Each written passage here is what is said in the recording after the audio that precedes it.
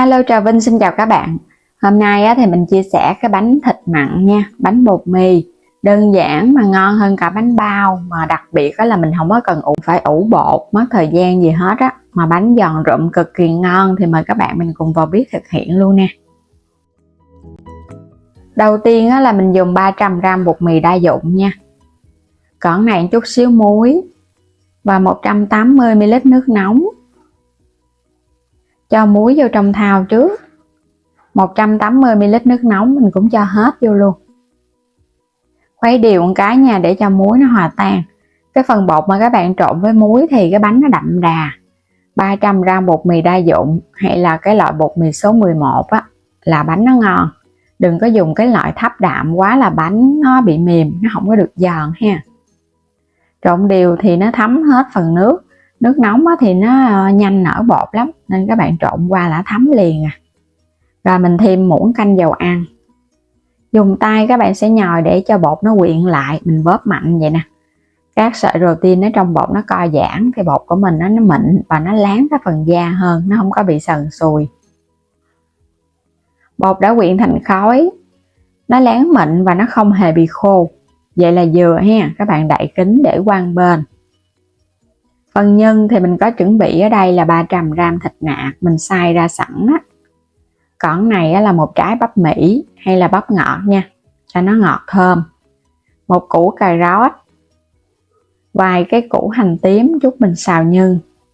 Nấm mèo đen ngâm nở trước. Hành lá vài cọng. Sắc củ cà rốt nhỏ nhỏ, sau đó các bạn sẽ sắc hạt lựu lại cho nó đều đều. Hạt lựu càng nhuyễn thì phần nhân vô nó càng ngon nha, nó đều hơn á. Bắp cũng vậy luôn, mình chẻ đôi, sau đó mình xắt cái phần hột ra. Các bạn xắt vừa vừa thôi nha, đừng có xắt sát cùi quá nó xảm. Nấm mèo ngâm nở mềm trước thì mình xắt nó cũng dễ. Sau đó thì các bạn băm lại cho nó nhuyễn nhuyễn một chút.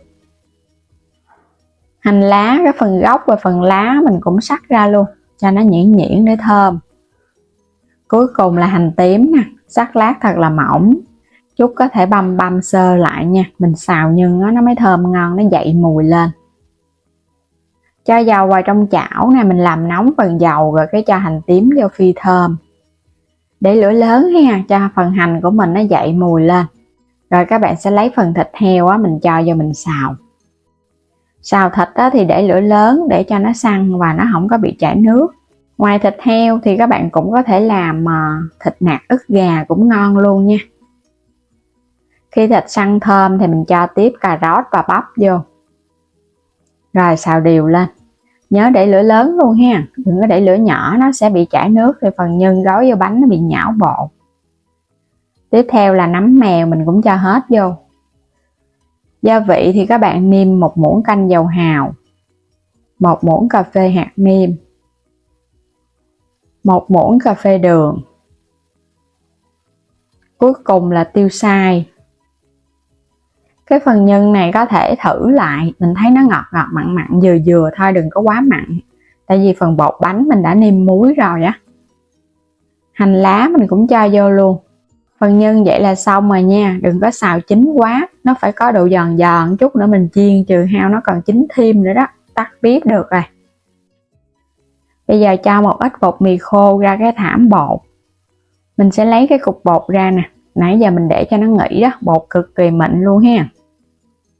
Các bạn làm với nước nóng hoặc là nước sôi á, bánh của mình nó ra nó mềm xốp, để nguội nó không cứng. Và cái bề mặt ở bên ngoài thì nó láng, chiên lên nó lại giòn rụm luôn. Nhồi sơ ra cái rồi cái mình dàn bột ra. Phủ chút xíu bột, các bạn cán thật là mỏng. Cán chút nữa mình tạo hình tròn cho nó nhanh. Hoặc là các bạn chia ra từng cục bột rồi cái mình cán cũng được luôn. Cán thật là mỏng nha, càng mỏng là càng ngon. Mình làm giống như là cái bánh xếp vậy đó. Cái chén hình tròn nè, các bạn in nó để ra cái hình tròn cho cái bánh. Mình làm cái phần bột này là vừa luôn nè, không hề bị nhão mà cũng không quá khô đâu. Nó sẽ hơi lớn chút nên mình dùng cái chén. Cái miếng bột nó có bề dày 1cm là nó vừa ha, đừng có mỏng quá chút mình gói nhân nó cũng dễ bị ló nhân ra, nó xì bột. cái phần còn lại mình cán tiếp. Xong rồi bây giờ các bạn sẽ đi gói nhân nè. Mình múc muỗng nhân vô rồi cái cho cái trứng cút luộc vô, túm các cái mép nó lại, có hình tròn sẵn dễ làm, đè dẹp cái mép nha, túm vô luôn. Mình cũng làm tương tự, thì một cái bánh là mình múc một muỗng ăn canh nhân là nó vừa. Túm sát vô cái vỏ bột, các bạn đừng có sợ bị dày, nó không quá dày đâu, vậy là chiên nó vừa ăn rồi đó. Mình làm xong hết rồi nè. Bây giờ mình cho thêm chút xíu mè lên trên cái mặt bánh, có mè trắng và mè đen luôn. Để cho nó bám thì các bạn thấm cái muỗng vô trong cái phần nước, rồi cái mình chấm mè thấm lên, vậy nó mới bám cái bột, chứ không có nước là nó không bám. Tại vì bột của mình nó hồi nãy giờ mình cán xong là cái mặt bột nó khô lại rồi. Dầu mình cho áp chảo thôi, không cần phải dầu nhiều quá nha, mình chiên đều hai mặt. Để lửa nhỏ vừa, để cho bánh nó vàng đều thì bột nó mới giòn lâu. Chiên một mặt xong rồi chút các bạn trở bề. Cái bánh có thể thích cho nó dẹp thì mình đè dẹp một chút, còn thích cái bánh nó vuông tròn thì các bạn cuộn xong là mình để nguyên vậy, đừng có đè. Có mè vô nhìn cũng hấp dẫn ha. Để lửa nhỏ thôi, mình thấy phần bột bắt đầu nó nổi bong bóng phình phình nhỏ nhỏ, biết phần bột nó giòn rồi đó. Chiên đều hai mặt xong thì bây giờ các bạn gấp nó lên ha.